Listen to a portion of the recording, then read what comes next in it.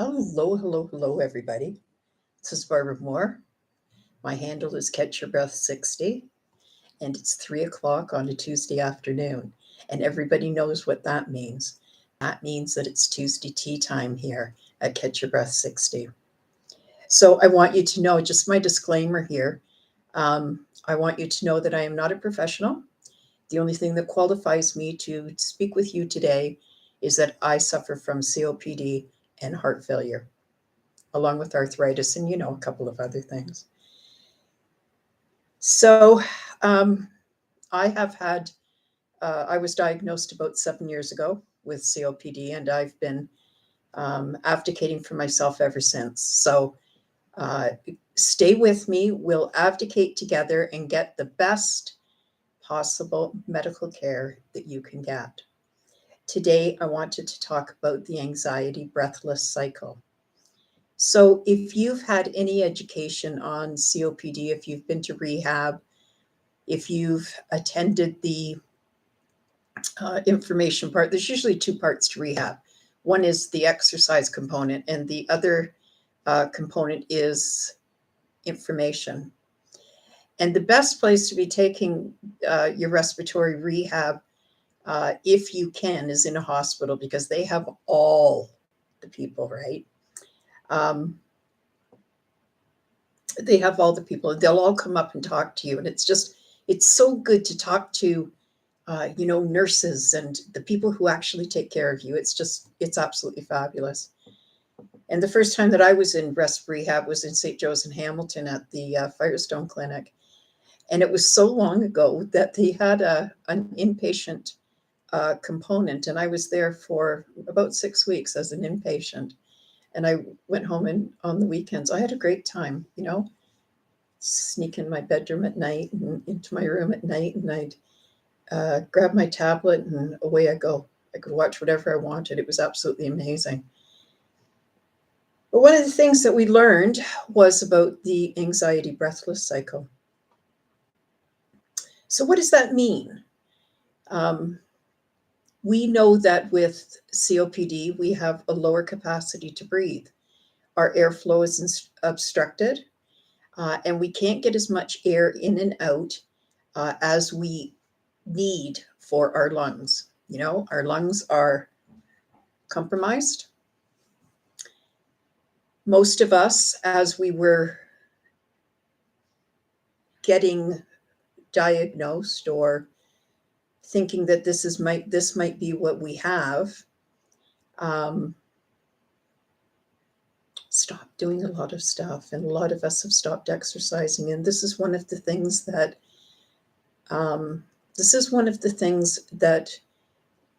will make your demise very steep. So I want to talk about some things, and I've done a video on this before back over on Facebook. I don't know if I brought it over here or not, but Kathleen talks about it all the time too. The anxiety breathless cycle. So does it only happen to people with COPD? No, it doesn't. It happens to all of us as we're aging. There's just different limitations when you have COPD. So when I talk about chronic illness, I'm talking about things like, heart failure and arthritis and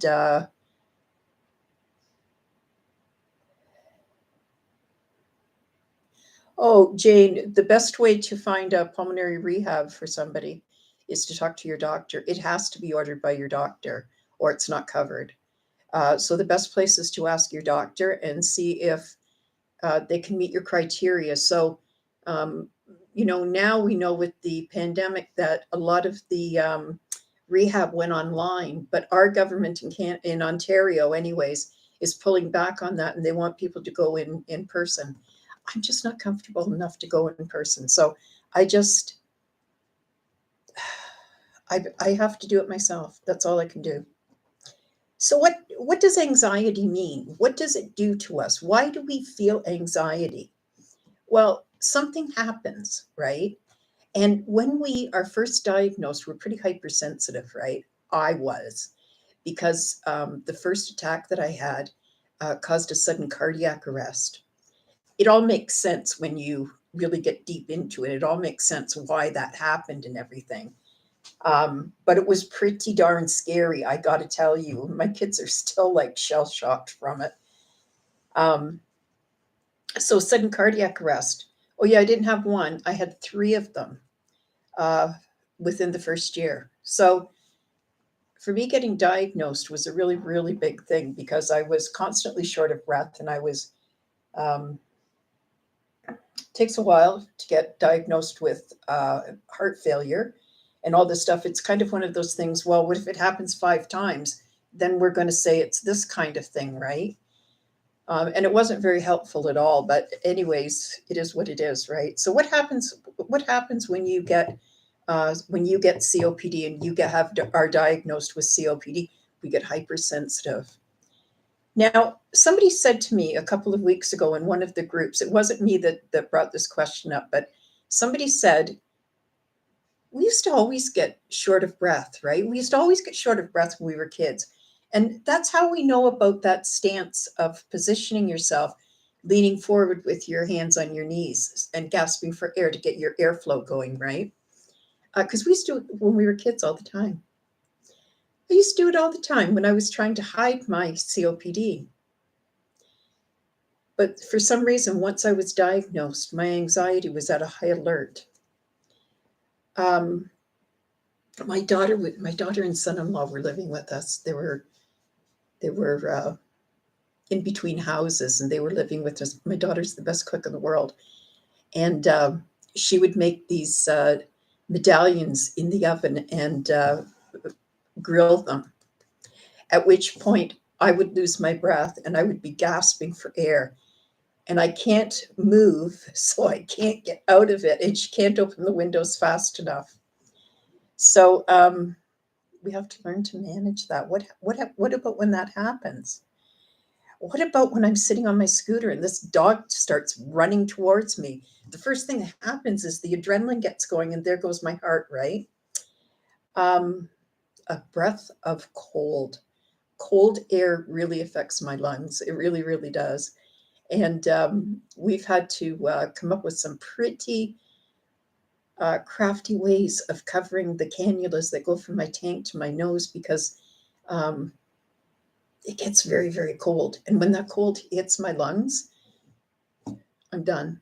I can sit there and gasp as long as I want, but you just have to wait for those lungs to get back into some warmth, right? I just can't handle the cold. So when we feel anxiety, it means that there's something we can't control. I can't do anything about it. And I've said this many, many times since I've been diagnosed, right? I just can't do anything about it. And that's one of those things where you kind of stand up and go, are you giving in here? Are you throwing in the towel? Well, I'm not really throwing in the towel, but what I'm saying is that there's things that I can't control.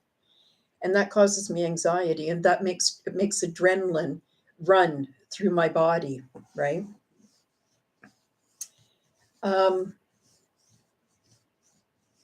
So that's adrenaline, and that's anxiety. Something scares us and we can't control it.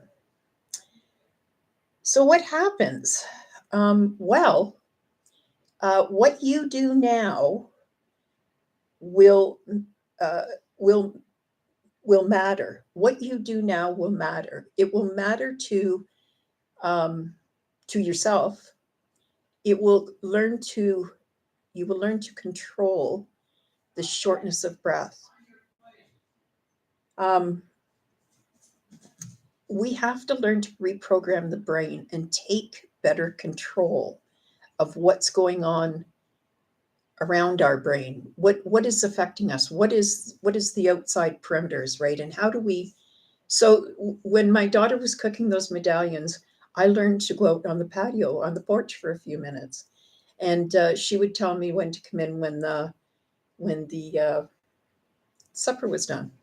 It worked. It was okay. The thing is that we learned how to control that, right?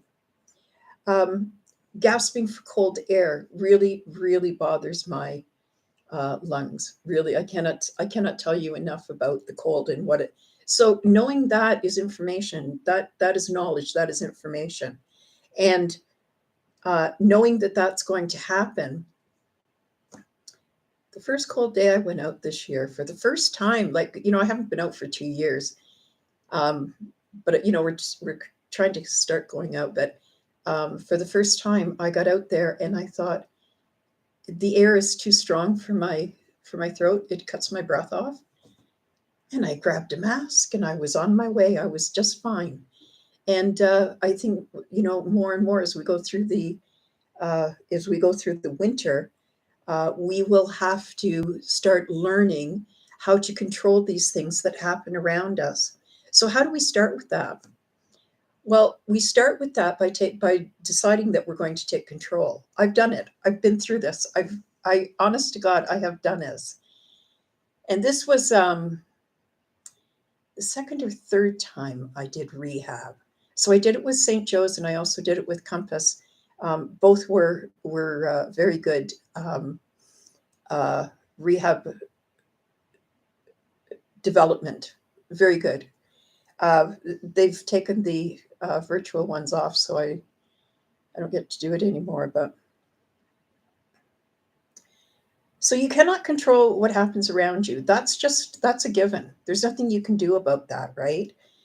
But how you let your brain work with this information is going to make a big, big difference. So if you're learning to pre-program your brain, when people say stuff like that, they go, yeah, okay, but how do you do that, right? I'm used to being told this, or I'm used to being told that. When I do it, or when I started it, I started with talking to myself as if it was a little girl. And because where we learn after a diagnosis of something that's going to chronically change our life, we're learning at 0, right? I knew nothing about it. And so we can reprogram our brain. We should be looking at the tools that have been given to us, such as oxygen. Some people won't wear their oxygen out of the house. Seems crazy to me, but I guess they're able to do it, or if they didn't, they wouldn't. So I don't know. A walker, using a walker. I use a walker. I'm going to say mainly because it holds my tank, which is a really good reason to use a walker, because tanks aren't light. But really, I need it for the stability. I need to hold on to my walker. So I look at the tools that have been given to me. If I'm going shopping, like really, really shopping, I will use my scooter. And if my scooter won't fit in the store, then I'm at the wrong store. It's just the way it is. So that's, those are a couple of the ways that you can learn to control what the brain does. So one of the first things that you want to do is you want to get your oximeter out. You want to always have an oximeter near you, so that if you start to get short of breath, if you've gone to the bathroom and you've come back and you did it too fast or whatever, get your oximeter. Sorry, there's mine. Look at whether it's your oxygen that's low or whether it's your heart rate that's high. Because what happens is you get anxious, your brain reacts, and it's telling you to react the same way that you did last time. It's a learned behavior. Your brain has learned how to do this. If it wasn't successful, don't listen to your brain, and don't let your brain tell you that you have to do it a certain way. You can take control. So, positive self-talk. Talk to yourself as if you're a child just learning. Sit tall and straight and lower those shoulders. I said that to you a couple of weeks ago, and a couple of people texted me and said, it really hurt when I lowered the shoulders. And I'm telling you that it does. It really and truly does. But after you've gotten used to it, it's very, very comfortable. And I'm not breathing with these muscles. These are not the muscles that I'm using for breathing. I'm breathing, I'm doing diaphragmatic breathing, and I'm breathing with my stomach and my lungs. It makes a big difference because your neck gets so sore. That's why. Start using pursed lips. So, we can go 5 things to see, 4 things to 4 things to hear, 3 things to see. And we can go through that grounding exercise and get ourselves grounded. We have to remember to ask those questions of ourselves, right? Grounding exercises are absolutely fabulous. Maybe I'll put some up the next couple of days. So we'll sit tall, we'll use pursed lips, lower those shoulders, and find a focus. If you can't find something to focus on, start counting. You determine how far you can count, and you don't have to do it out loud. You're counting in your brain. You decide how far you want to count, and you can do it in conjunction with your breath. So if you're sitting up high and if your shoulders are lowered and you're using the pursed lip breathing, you find your focus.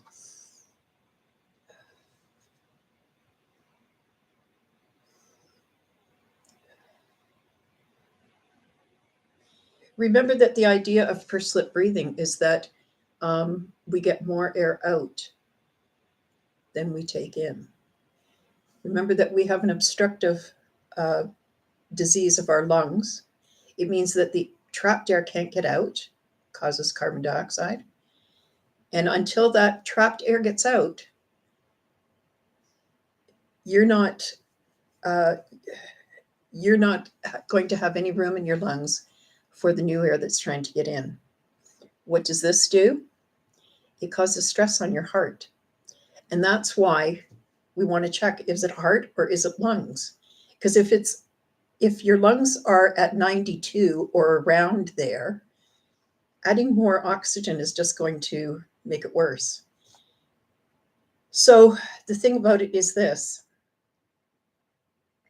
we have to have the knowledge to know what's going on when we become anxious. How does this cause breathlessness? Well, one of the ways that it causes breathlessness is the anxiety that's going through your mind. And you might realize that. I hope this isn't a touchy subject, but as soon as you get really, really short of breath, the next thing is you have to go to the bathroom, like right away. And I've been caught in the situation where I've been so short of breath, and I need to go to the bathroom, but I can't move. And I don't have the energy to move. I don't have the capacity to move. I have to learn. I have to recover. So, when you're reprogramming your brain, you have to keep these things in mind. So anxiety causes a breathless cycle, and the breathless cycle causes a cyclone, if you will. So that means that you're getting anxious, you're having a breakdown, you're getting very, very short of breath. And what happens? We start bringing everything in that's around us. Oh my God, what am I going to do with the kids? Oh my God, what about my husband? Who's going to make supper tonight? How am I going to do this? Christmas is coming. Birthdays are around the corner. How will all of this get done? So now we're what are we doing when we allow this cycle to continue? We're becoming more breathless. And this is why it's so important that you stop Control your breath. Learn to control your breath. Remember that it's one breath in your nose and a very long breath out.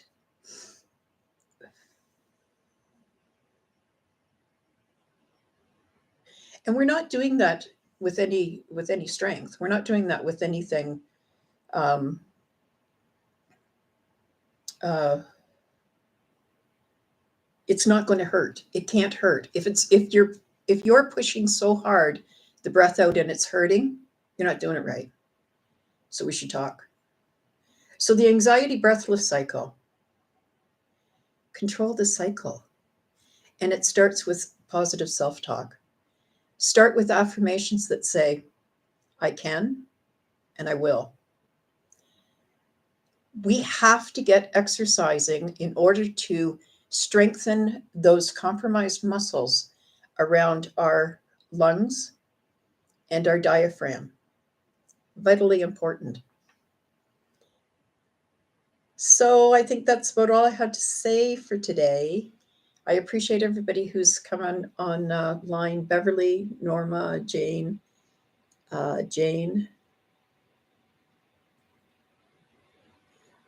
Karen, and Daniel. Thank you very much for joining me today.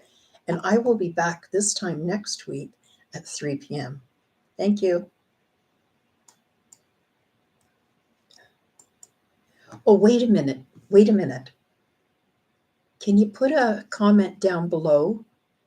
These comments on the side here that you guys are leaving they're not staying here. But if you can put a comment below, that would be great. Thank you.